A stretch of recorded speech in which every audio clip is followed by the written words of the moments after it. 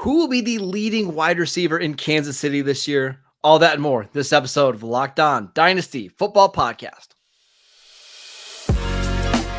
You are Locked On Dynasty Football, part of the Locked On Podcast Network. Here are your hosts, Marcus Mosher and Kate Madjuk. Welcome back to the Locked On Dynasty Football Podcast, part of the Locked On Podcast Network, your team every day. We'd like to thank you for making us your first listen of the day. I am your host, Marcus Mosher. You can follow me on Twitter at Marcus_Mosher. Joining me today, as always, is Kate Madjuk. Follow her on Twitter at Kate Madjuk.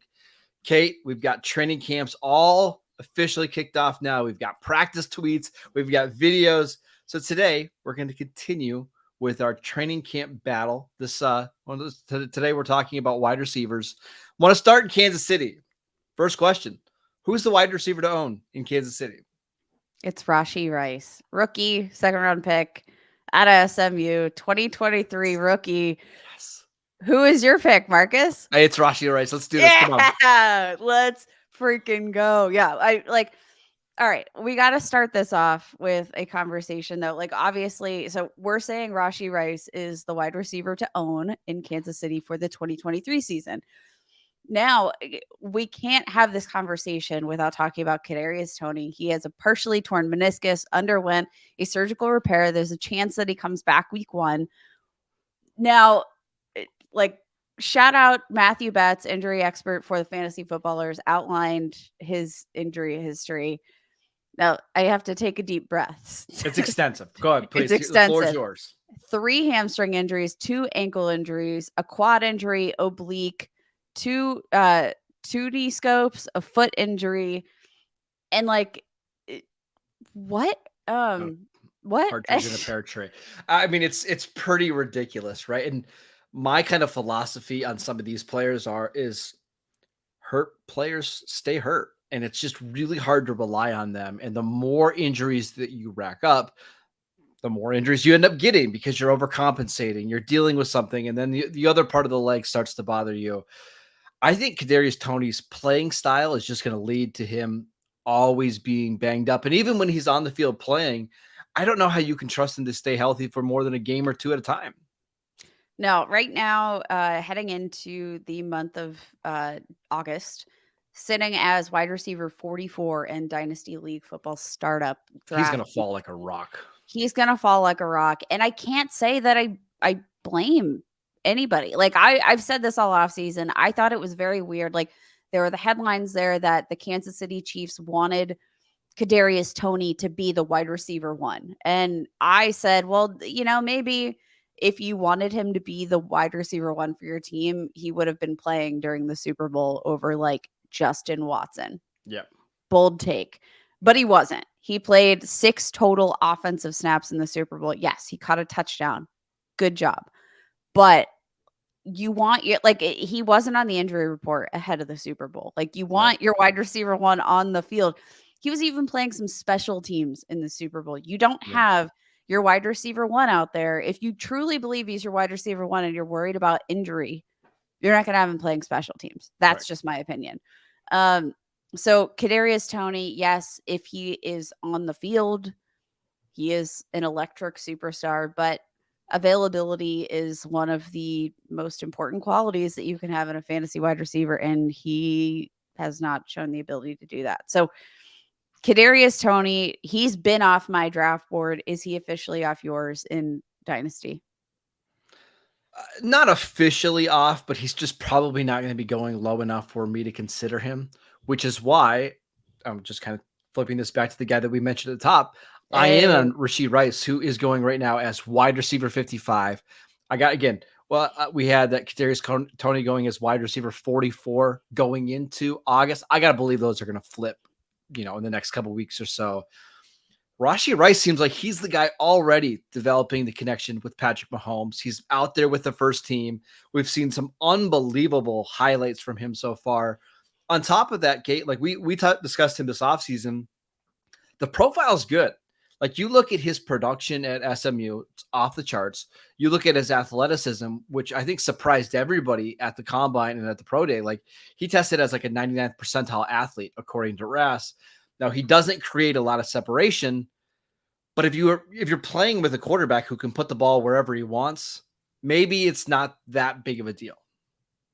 Yeah, I think that's totally fair. Now, like a part of, what I thought like in my profile, I really liked like the splash plays. Like Mhm. he has some really great body control. He's got like this vibe for the wide receiver position. You see that a lot on like the scramble drills. It just feels like he's always coming up clutch for his quarterback. And that's why I loved this fit here with the Kansas City Chiefs so much, was because of that ability to, accentuate that skill set that Patrick Mahomes has on scramble drills. Like the way that Travis Kelce just always seems to find the soft spot for Mhm. Mahomes to throw open on these scramble drills. Like Rashee Rice, I think, has a really similar skill set in that regard. But like at times, like my notes, route running can feel a little bit lazy. Like Yeah. it's not even that I don't think he necessarily has the chops for it. It was that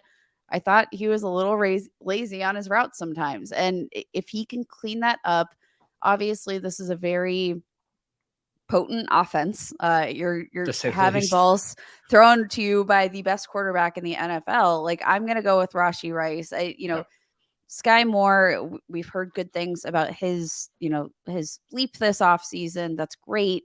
I still think Mahomes is going to throw the ball around, and I think it's going to He go is. like he's gonna play the field. But Well, really quickly, one of the reasons I like Rashee Rice over Skyy Moore, and again, you mentioned Skyy Moore. Sounds like he's having a really nice camp.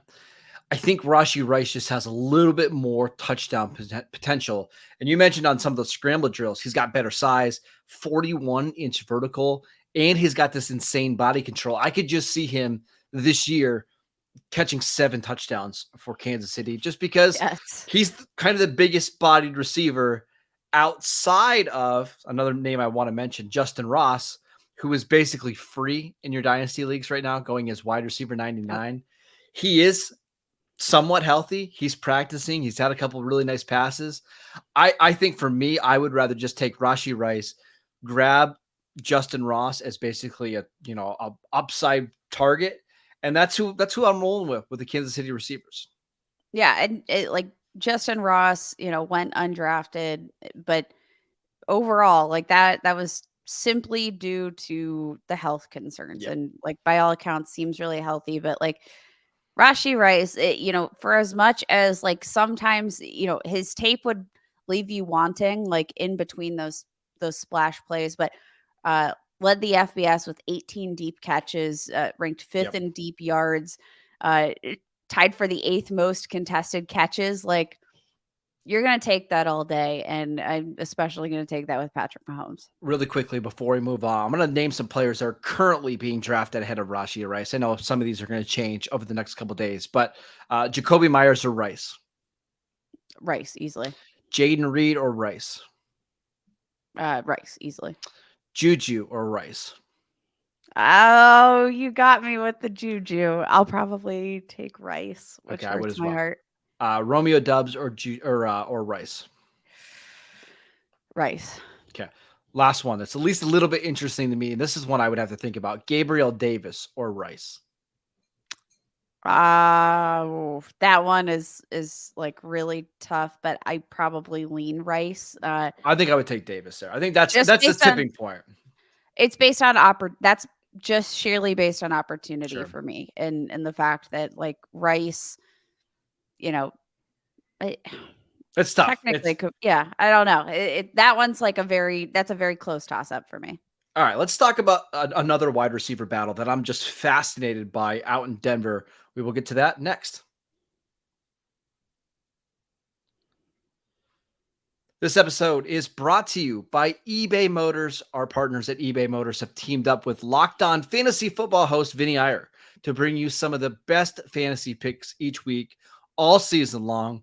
Whether you're prepping for a draft or you're scouting the waiver wire, every week we're going to provide you the players that are guaranteed to fit on your roster. So with draft prep underway for the upcoming season, let's see who Vinny has picked out for us in this week's eBay's Guaranteed Fit Fantasy Picks of the Week. This week, it's Joe Burrow. when the top tier of quarterbacks are off the board in fantasy football drafts in 2023, there's another line of luxury passers and runners who are guaranteed to fit your starting lineups each week. Bengals quarterback Joe Burrow remains a classic pick in the top 6 QB1s with his prolific reliability in an offense with great weapons that he knows so well. Burrow will get it done again, humming along to big numbers in Cincinnati. Vinny Iyer from Locked On Fantasy Football is going to help you win your fantasy championships. And eBay Motors knows a championship team is about each player being a perfect fit. It's the same with your vehicle. With eBay Guaranteed Fit in over 122 million parts and accessories for your vehicle, right at your fingertips, you can make sure that your ride stays running smoothly. Air filters, brakes, batteries, taillights, alternators, shocks, struts, you name it, eBay Motors has it, and they'll make sure it's the right fit for your car because eBay Guaranteed Fit helps you understand exactly what part you need for your vehicle the first time.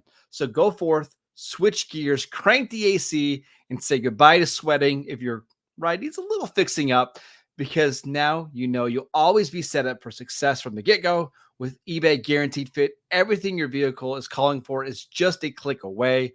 For the parts and accessories that fit your vehicle, just look for the green check. Get the right parts, the right fit, and the right prices at ebaymotors.com. And let's ride. eBay Guaranteed Fit only available to U.S. customers. Eligible items only. Exclusions apply. Welcome back to the Locked On Dynasty Football Podcast. Every dayers. Tomorrow on the show, Kate and I are going to be talking about some of the biggest news in the fantasy football world. We've got practice notes. We've got one former Pro Bowl running back that could potentially be on his way to New York. We will discuss that again tomorrow on the show. But today, let's talk about the Denver Broncos, Jerry Jeudy versus Courtland Sutton versus Marvin Mims, if you want to throw him in there. Who are you buying from this offense?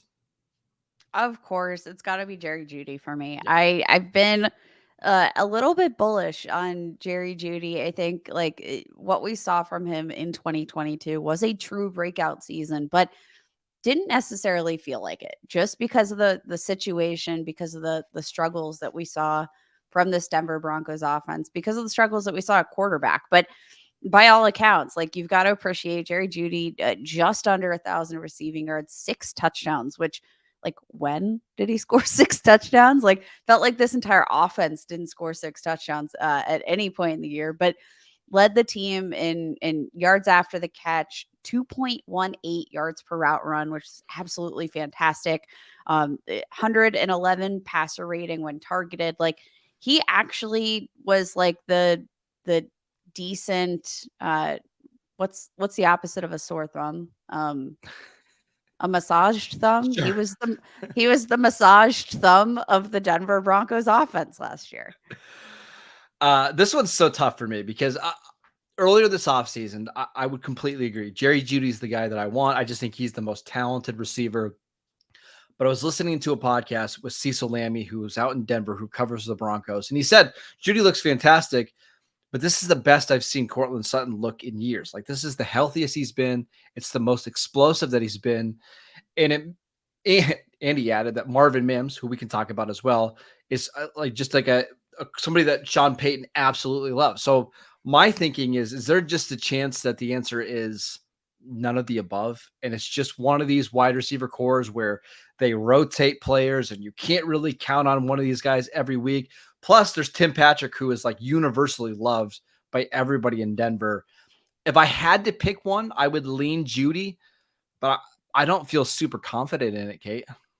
I don't know. I guess it's definitely confusing. You look at, maybe the upside for Courtland Sutton back in the 2019 season, over 1,100 receiving yards, 6 receiving touchdowns. You're not gonna turn your nose up at that. But generally speaking, over the last couple of years, just grossly inefficient, and a lot of that's tied to quarterback play as well. Of course, but you look at his season last year, 830 receiving yards, 2 touchdowns. But in terms of overall efficiency, yards after the catch per reception, yards per route run, passer rating when targeted. Like he fell dramatically short of Jerry Jeudy in all of those regards with the same quarterback play. Sure. And I think, I don't know. It's felt like Courtland Sutton was kind of a flash in the pan. And that's not to say he can't be a talented receiver. Like you love, his potential for I contested just don't see catches. any Like way that that's you feel comfortable starting him in your no. lineups, unless you're in a super deep league. But even if you're in the 3 receiver league that can play flex, like when are you going to feel great about starting Courtland Sutton? You are not. And Yeah. that's the biggest issue with Courtland Sutton is like, say he wins the training camp battle, right, Marcus? Like, what does that actually mean for your fantasy teams? It probably means more about like your comfort level starting Jerry Jeudy than it does Yeah. really That's anything having exactly to it. do with, whether or not you're going to start Courtland Sutton. Like, I don't think there's ever going to be a point, like, barring any huge surprises from my end, I can't fathom any situation where I just feel good about starting Courtland It Sutton. it feels like if Sutton wins this job, that none of these receivers are going to be anything more than a flex play every week, because we know that Sean Payton wants to run the crap out of the ball this year, and they want to stay balanced. And they want to limit the number of passing attempts for Russell Wilson. But when you factor in like have Greg Dulcich, who's going to get some targets, and Tim Patrick's going to get some work, and Marvin Mims is going to play in the slot. Like, I just don't know. Is there going to be a receiver on this offense that can get you 8 targets every single week? My answer is probably not. I do think that if there is a receiver that's going to become like a every week starter for you, it's Jerry Jeudy. He's got the first round draft capital. He's somebody who can play on the outside and in the slot. And he had a breakout year last year. But again, he's going as wide receiver 27. Is that a price tag that you're kind of willing to pay going into the season? I feel like the palatable price tag. Is that what I'm trying to say? Sure. It's Um, not egregious by any means. You're not paying top no, 20 prices, right? and I think the thing that you're like considering is that, you're hoping with that price tag that he exceeds it. And you're hoping that this is going to be an offense that takes a step forward in 2023. And, even if there is a bigger emphasis on the run, that maybe that helps out the pass and helps spread the offense down the field out a little bit to create some more Yep. room for some of these splash plays that he's capable of. And I think that's what you're banking on. Like, is he going to finish there? What was that? Wide receiver 29, you said? 26. Like 26. 26. Like, 7. All yeah, right. that 27. Yep. wide receiver 27. Like, yeah, that feels like you could probably just pencil that in right now. That's a Um, that's a low end wide receiver at too, right? Yeah, and that feels like his floor, right? Like, so considering that I think you can expect, a relatively higher ceiling, I'll take that all day. But I mean, Courtland Sutton, though, like he's had just 11 games in his career with more than 15 fantasy points. Yeah. And he's been in the league a For a long while. time. Yeah, a So while now. Yep. it's not going to be, it's Jerry Jeudy or bust for me. I agree. I will also mention the price tags on the other Bronco receivers. Marvin Mims, wide receiver 46. Courtland Sutton, wide receiver 47. And then we've got Tim Patrick down at wide receiver 93. And I you do like, know we love some Marvin Mims as well. Like, yeah, and I think as long as Marvin Mims kind of stays outside of that top 40, 45 receivers, I'm interested. But anything higher than that, I'm probably out. Kate, I want to get your thoughts on the Baltimore Ravens wide receivers, because in the first time in Lamar Jackson's career, he actually has some viable receivers to throw to. But which receiver is going to turn into the wide receiver 1 for the Ravens? We get to that next. All right, Kate, wrapping up here with the Baltimore Ravens, who have a very interesting wide receiver battle going on right now. They signed Odell Beckham to a monster deal, right? 1 year, $15 million, with a chance for him to earn a lot more than that. They spent a first round pick on Zay Flowers in this year's draft. They spent a first round pick on Rashad Bateman in the 2021 draft. They also have Devin Duvernay, who they spent a third round pick, who I actually kind of like a little bit. Who do you see emerging here as the top receiver for Lamar Jackson? I think there's a huge potential here for Zay Flowers to come into like instant flex appeal. And that's not just because we just saw all of these lovely clips splashed all over Twitter with him having some like really nice looking footwork. Like, let's consider, just the entire landscape right now of the Baltimore Ravens offense. Like, OBJ, yes, had a nice lucrative contract with the Baltimore Ravens, which I think signaled that, like, yes, they're planning for him to be a big part of this offense. But he's on the older side. He's going to be turning 31 years old in November. It's his 10th year in the league. Did you see that? exceeded- Did you see Oh, the quotes from him? I think it was yesterday, or the day before. Like, no. he was considering retiring after the Rams playoff or the Super Bowl win because he was that beat up. And even last year, even before he signed with the Ravens, he was considering retiring. And that just makes me feel like if you're already thinking about retiring, it just makes me nervous because I think for me, it signals like Odell's body just probably isn't going to be able to hold up. There's just no way he's going to be able to be 120 target guy. And you got to pay a decent price. I mean, he's inside the top 60 wide receivers right now. And it feels like it's very much a 1-year rental. Yeah, it doesn't feel like I can't imagine that was part of his pitch for like why this team should sign him. Like it doesn't feel good. And then Bateman, you have him, returning from this Liz Frank injury, missed OTAs due to like some injection, started out on the pup list. Like there's a lot of opportunity. And then like you take that opportunity and then you pair that with Flowers, who, has, some really nice speed. He's got some nice footwork, some nice route running. He was super productive at Boston College. Like despite being like, a little bit on the smaller side, tied for the 16th most deep catches, 11th in deep yards. Like, he does very much remind you of Marquise Brown. And like, that feels like such a cheap comparison. But like when you see him stepping into this situation where he can immediately fill that role, it feels like a shoo-in. He's like Hollywood Brown, but who's way better after the catch. And that's why I think the Ravens are going to use him in a lot of these like layup roles, right? Like just get the ball in his hands. And I'm not Get saying him into gadget. space. Yeah, and I'm not saying like gadget, like you have to put Yeah. him in the backfield. I'm saying like he runs the routes that are 5 yards beyond the line of scrimmage on a drag. You get him the football and let him make plays and basically just get Lamar into a rhythm a little bit. I'm not going to be surprised at all if Flowers is the leading receiver on this team this year.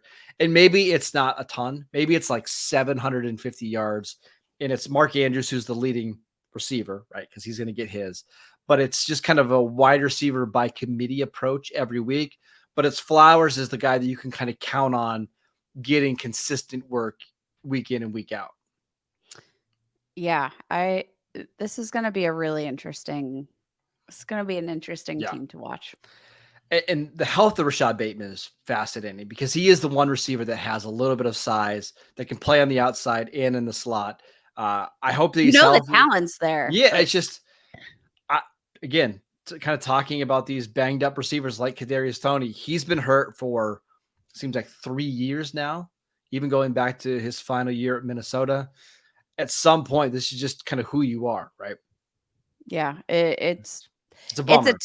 It's a tough thing to reconcile when you know the talent's there, but it is what it is. And sometimes you've gotta believe what you're seeing eventually, even though you know the talent's there.